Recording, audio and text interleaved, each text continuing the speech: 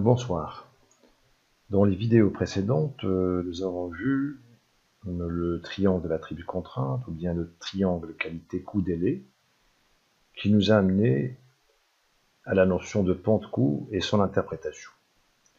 Par la suite, nous avons pris un exercice d'application dans lequel nous avons utilisé une méthode itérative pour trouver la solution optimale. Maintenant, on va voir comment résoudre le même problème en utilisant le solver d'Excel. Pour votre information, consultez la vidéo sur la chaîne qui montre comment activer le solver sur Excel. Mais avant de commencer la résolution, on doit comprendre et écrire des relations de dépendance entre les tâches avant et après le crashing. Prenons l'exemple suivant. Alors, dans l'exemple suivant, si on prend la tâche C, qui est l'étape de 4, l'antécédent de C, c'est la tâche A, ou bien l'étape 1-2. Alors ici, nous avons la durée de la tâche C, ou bien la durée de l'étape de 4. Ici, on écrit la date de fin au plus tard. La date de fin au plus tard moins la durée, ça nous donne la date de début au plus tard. C'est exactement ce que j'ai écrit ici. C'est y de 4 moins y moins d de 4 est égal à la valeur qu'on va écrire ici. Vu cette relation de dépendance, on ne peut pas commencer C si on n'a pas terminé la tâche A. C'est-à-dire que la date de début au plus tard de la tâche C doit forcément être supérieure à la date de fin au plus tard de la tâche A. C'est ce qu'on a écrit ici. Avant le crash, si on prend la tâche C, ou bien l'étape de 4, c'est la même chose. L'antécédent de C, c'est A, ou bien l'antécédent de 2,4, c'est 1,2. Alors, avant le crash, la date de début au plus tard, qui est Y de 4 moins D de 4, c'est-à-dire la valeur qu'on va écrire ici, est supérieure ou égale à Y1,2, c'est-à-dire la date de fin au plus tard de la tâche A. Ici, on peut arranger tout ça, c'est-à-dire déplacer Y1,2 de l'autre côté et D de 4, mettre cette expression, ou mettre ce terme à l'autre côté. Donc on aura Y de 4 moins Y1,2 supérieur ou égal à D de 4. Ça, c'est avant le crash, c'est avant l'opération de crashing. Maintenant, après le crashing de la tâche C, c'est-à-dire quoi? C'est-à-dire qu'on va réduire la durée de la tâche C, qui est D de 4, par une valeur, par une quantité. C'est-à-dire D de 4, on aura après le crashing, D de 4 moins une valeur X de 4. D'accord? X de 4, c'est la valeur qu'on va utiliser pour le crashing, c'est-à-dire le nombre de jours qu'on va réduire la tâche C. Alors, avant le crash, le crashing, on avait Y de 4 moins Y1,2 et supérieur est égal à D de 4. Maintenant, ce qui va changer après le crashing, c'est cette valeur qu'on trouve ici. D de 4, qui est la durée de la tâche C, va devenir D de 4 moins X de 4, avec X de 4, c'est le nombre de jours qu'on va réduire de la durée de C. De la même façon, on peut arranger cette expression, garder D de 4 de ce côté, et déplacer moins X de 4 à l'autre côté. Si on déplace moins X de 4 vers l'autre côté, ça devient plus X de 4. Et le terme qui est là, on va le mettre ici, moins Y1,2. Celui-là, on va mettre ici plus y de 4. Voilà l'expression maintenant après le crashing, c'est-à-dire la relation de dépendance entre C et A après le crashing. Ceci, on peut le généraliser pour toutes les tâches. Alors, normalement, la formule est la suivante. C'est x de la tâche, c'est-à-dire le nombre de jours qu'on peut enlever dans une durée d'une tâche, moins la date de fin au plus tard du prédécesseur, plus la date de fin au plus tard de la tâche, supérieure ou égale à la durée de la tâche. Voilà le tableau des tâches et des prédécesseurs. On peut utiliser ou bien la tâche ou bien les étapes, c'est la même chose. On remarque ici qu'il y a des tâches qui ont un seul prédécesseur, par exemple A, B, C, D, E et G, et on a d'autres qui ont deux prédécesseurs, tel est le cas de F et H. Par exemple, prenons le cas le plus simple. C, l'antécédent de C, c'est A. Alors appliquons cette règle, qui est x de la tâche, moins y du prédécesseur, plus y de la tâche elle-même, supérieur à la durée de la tâche. Alors, c'est 2,4, c'est l'étape 2,4. Donc, x de la tâche, c'est-à-dire x de 4, moins y du prédécesseur, le prédécesseur de C, c'est A, et A, ce n'est autre que 1, 2. Voilà, y1, 2, plus y de la tâche, c'est-à-dire y de 4 ou bien yc, supérieur ou égal à d de 4, c'est-à-dire la durée de la tâche ou bien dc. On applique ça pour toutes les tâches, sauf que ici, par exemple, dans le cas des tâches qui ont deux prédécesseurs, on aura deux inéquations. Prenons le cas de f. On applique la même formule, mais deux fois. Alors, le cas de f, pour l'antécédent de f, c'est c. Donc, voilà la première formule. Alors, qu'est-ce qu'on a dit? X de la tâche f, xf, c'est x4, 6, moins y de l'antécédent. On a dit que le premier antécédent, c'est c. Et c, dans le tableau, c'est 2, 4. Donc, y de 4, plus y de la tâche, c'est-à-dire yf ou bien y4, 6, supérieur est égal à la durée de la tâche, c'est-à-dire durée de f ou bien durée de 4, 6. Le deuxième prédécesseur de f, c'est e. Donc, la même formule, ce qui change, c'est ce terme qui est là. Au lieu de y de 4, ça sera ye, ou tout simplement y 3, 4, parce que l'équivalent de e, c'est 3, 4. Très bien. Maintenant, voyons le cas de la contrainte de début du projet. On peut appliquer la même chose. Alors, x, ici on applique x de la tâche, et la tâche ici c'est le début, c'est start. Alors c'est x start moins y prédécesseur de start plus y de start supérieur ou égal à la durée de start. Maintenant, voyons voir ça. C'est quoi x de la tâche, c'est-à-dire x de start? C'est-à-dire le nombre des jours qu'on va réduire de start. Alors que start, attention, c'est un jalon. Ce n'est pas une tâche. Start, c'est un jalon, c'est-à-dire la durée de ce jalon est nulle. Du fait qu'elle est nulle, donc on n'a rien à réduire. C'est x start est égal à 0. Et quel est le prédécesseur de start? Le début, il n'y a pas de prédécesseur, donc y est égal à 0. Y prédécesseur est égal à 0.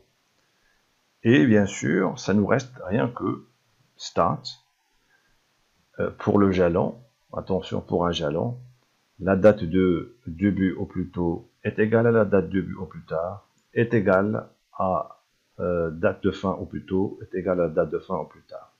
C'est la raison pour laquelle, quand on écrit tout simplement start, le début, c'est un jalon, supérieur à la durée de start. On a dit que la durée est égale à 0, voilà, la durée de start, c'est un jalon, est égal à 0. Pour la contrainte de la fin, attention, la dernière tâche est reliée avec la fin. Pour fin, on a x fin, c'est-à-dire le nombre des jours qu'on va réduire de la fin. Le fait que finish ou bien fin, c'est un jalon. Alors dans ce cas, on va rien réduire, donc c'est un 0. Moins y prédécesseur. Le prédécesseur de fin, on trouve la tâche h qui est 6,7. C'est la raison pour laquelle on a ici y 6,7. Plus y fin. Y fin, ça veut dire la date de fin au plus tard. Alors pour un jalon, on a dit que toutes les dates coïncident. C'est pourquoi on écrit fin, ou bien finish. Supérieur à la date, à la durée de finish qui est égale à 0. Parce qu'il s'agit bel et bien d'un jalon qui a pour durée est égale à 0. Donc voilà toutes les relations de dépendance pour ce tableau, c'est-à-dire comment les tâches y sont reliées. Cette relation de ce qu'on appelle la relation fin-début. La relation fin-début veut dire on doit terminer une tâche pour commencer la tâche qui suit. C'est la relation tâche avec successeur. On peut dire aussi la relation d'une tâche avec son ou bien ses prédécesseurs. C'est ce qu'on a ici. Très bien. Voilà, ça c'est la récapitulation de ce qu'on vient de voir. D'accord. L'opération, ou bien la relation de dépendance avant le crash, et la relation après. On a dit qu'il y a une certaine équivalence. On peut écrire ça. On peut écrire cette relation avant le crash avec les étapes de 4 ou tout simplement avec les tâches au lieu des étapes. Alors YC moins YA est supérieur à DC. Après le crash, voilà la formule qu'on a utilisée, c'est-à-dire X de la tâche moins Y prédécesseur plus Y de la tâche supérieur est égal à D de la tâche. Alors ici, on aura quoi? XC moins Y prédécesseur, le prédécesseur de C, c'est A, plus Y de la tâche, YC, supérieur est égal à la durée de la tâche, c'est-à-dire DC.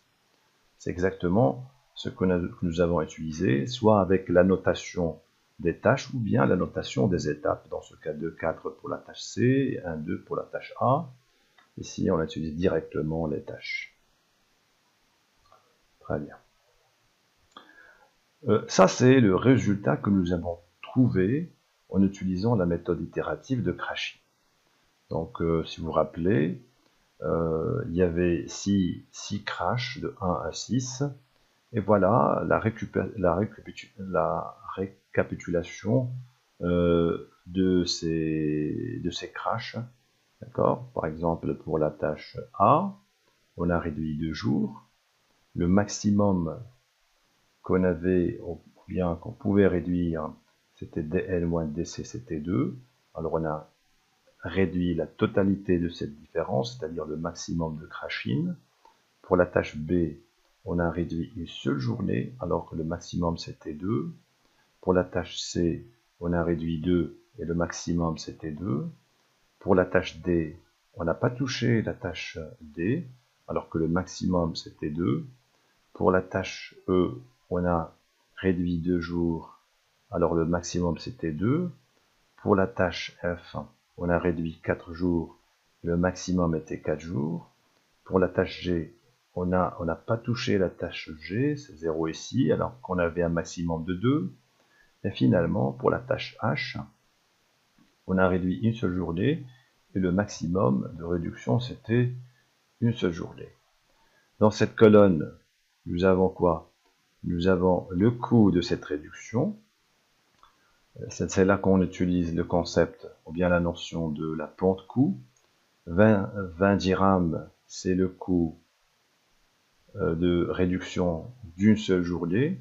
Pour 2 journées, j'aurai 40, c'est-à-dire 20 fois 2, ça donne 40.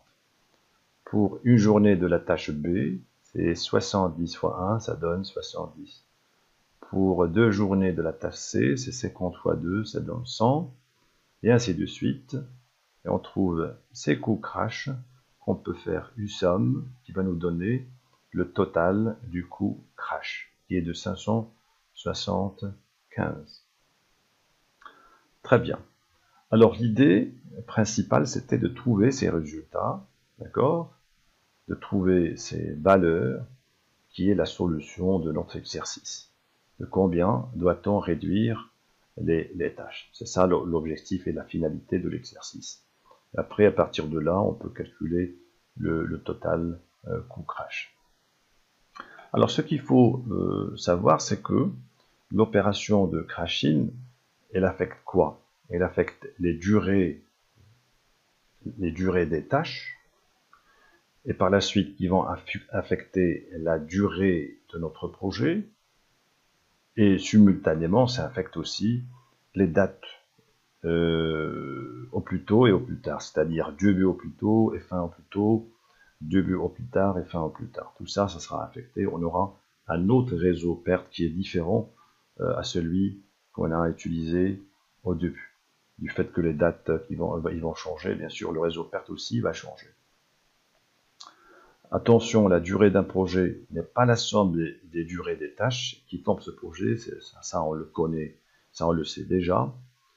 Il ne faut pas faire la somme des durées. C'est la raison pour laquelle, ici, dans l'exercice suivant, on trouve ici 12. Le total des jours réduits pour chaque tâche est égal à 12. Avec ces 12 jours qui nous a coûté 575, on a seulement réduit 9 jours de la durée totale de notre projet. On a passé de 22 jours à 13, c'est-à-dire une réduction de 9 jours pour la totalité ou bien pour le projet entier. Très bien. Donc on a dit que ce changement, ce crashing, il va affecter non seulement la durée de notre projet, mais aussi les dates au plus tôt ou au plus tard. Ici, ce que nous avons, c'est le chemin en arrière. Le chemin en arrière à partir de la fin. C'est Y67, c'est date de fin au plus tard. Par exemple ici, Y12 ou bien YA, c'est la date fin au plus tard de l'étape 1-2 ou bien de la tâche A. Alors, d'une part, on sait que le réseau perte va changer, les dates vont changer, et on sait que les durées des tâches vont changer. Donc, la finalité aussi de l'exercice, c'est de trouver les deux choses à la fois. Quelles sont les nouvelles durées des tâches, c'est-à-dire, autrement dit, les durées crash pour chaque tâche, et en parallèle, on peut trouver aussi ces nouvelles dates fin au plus tard de chaque tâche. Alors, ça, il faut le mémoriser, ou bien le retenir. Alors, c'est quoi l'objectif de ce solver? L'objectif de ce solver, c'est de réduire, de minimiser la fonction z, qui est le coût total du crashing. Oui, on aimerait bien réduire la durée d'un projet, mais on veut faire ça d'une façon minimale, c'est-à-dire le coût associé à cette réduction doit être minimal. Et comment écrire ça? Z, c'est le coût total du crashing. Ce n'est autre que ce que nous avons calculé, si vous vous rappelez le 575. Qu'est-ce qu'on a fait? Donc, je reviens en arrière pour vous montrer ça.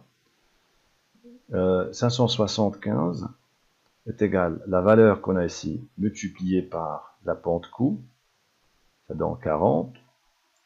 Ça multiplié par la pente coût, ça donne 70, et ainsi de suite. Alors, imaginons ce que nous cherchons maintenant, ce sont ces valeurs. On peut les noter XA, XB, XC, etc. Ou tout simplement, si on utilise les étapes, c'est X1, 2, etc. Ce sont les inconnus pour nous. L'objectif de l'exercice, c'était de trouver ces valeurs. Qu'on peut noter X1, 2 pour l'étape 1, 2, ou bien XA, X1, 3 pour l'étape 1, 3, ou bien XB, c'est la même chose, et ainsi de suite. Après, qu'est-ce qu'on fait? On multiplie la pente, les valeurs qu'on a ici de cette colonne, par ces valeurs, ce qui va nous donner le coût total crash. Donc c'est exactement l'expression que nous avons écrite ici. Ça c'est la pente coût de la première tâche multipliée par la durée qu'on va réduire, x1, 2, plus 70 fois x1, 3, et ainsi de suite, jusqu'à la dernière tâche qui est xh, ou bien x6, 7, 35 fois x6, 7. Donc l'objectif, c'est de trouver ces x, i, ou bien x1, 2, x1, 3, qui vont minimiser ce coût total crashing. Donc c'est ça l'objectif. Mais attention, il y a des contraintes. Et ces contraintes, ce sont les contraintes qu'on a vues au départ, qui relient les étapes, qui relient les tâches entre elles, qu'on appelle les relations de dépendance entre les tâches. Très bien. Alors, voilà les valeurs. Ça, c'est les valeurs qu'on a trouvées dans la solution, c'est-à-dire les xi, xa, xb, etc. C'est-à-dire les durées les valeurs de réduction de chaque durée, c'est-à-dire x1, xb, etc. jusqu'à xh. Ce sont ces valeurs-là, ou bien x1, 2, x1, 3 jusqu'à x6, 7. C'est la même chose, les durées crash associées aux étapes / tâches de ce projet. Ils sont inconnus, bien sûr. Ça, c'est le début, ça, c'est la fin. Et ces valeurs qu'on trouve ici, ce sont les fins au plus tard de chaque tâche, après le crashing. Donc, le solver, si on l'utilise bien, il va nous donner ces informations. À la fois, il va nous donner les durées crash associées aux étapes ou bien aux tâches, et il va nous donner aussi les fins au plus tard de chaque tâche. C'est-à-dire comment le réseau PERT il va changer, c'est-à-dire le chemin en arrière final, après le crashing. Donc c'est ça l'idée de ce solver. Il va nous donner deux choses. Quelles sont les durées crash associées aux tâches, c'est-à-dire de combien on va réduire chaque tâche. Il va nous donner aussi le chemin en arrière, c'est-à-dire les dates fin au plus tard de chaque tâche. Ce qui est bien. Alors, maintenant, comment peut-on écrire la somme ou bien le total coût crashing, c'est-à-dire cette valeur de 560,75. Qu'est-ce qu'on a fait tout simplement? On a multiplié la pente coût avec les valeurs qu'on a trouvées dans la solution. Donc 20 fois 2, 70 fois 1, 50 fois 2, 10 fois 0, 55, etc. Mais ici, on n'a rien. Ici, il ne faut pas multiplier. Donc, il ne faut pas multiplier rien avec les dates fin au plus tard. Normalement, il suffit de s'arrêter ici. Mais si on veut utiliser tout ce vecteur, c'est-à-dire les x1, 2 jusqu'à x6, 7, plus début, et les dates fin au plus tard et fin, dans ce cas, si je veux utiliser tout ce vecteur, je peux ajouter des zéros ici. Je multiplie ça par ça, ça par ça, ça par ça, ça par ça. Et 0 fois 0, ça donne 0. 0 fois 4, c'est 0. 0 fois 3, 0. Ça ne va rien changer si je mets ici des zéros. Et j'aurai, si je fais le calcul, 1 fois 2, plus 70 fois 1, plus 50 fois 2, plus 10 fois 0, plus 55 fois 2, plus 55 fois 4, plus 30 fois 0, plus 35 fois 1, ça donne 575. Bon, il y a une formule en Excel qu'on peut utiliser. Si on veut faire le produit de ce vecteur avec ce vecteur, il suffit d'utiliser ce qu'on appelle cette commande qui est somme produit vecteur 1 vecteur 2. Je peux vous montrer ça maintenant sur Excel. Ce TP est maintenant terminé. Merci de l'avoir suivi et à bientôt pour un autre TP.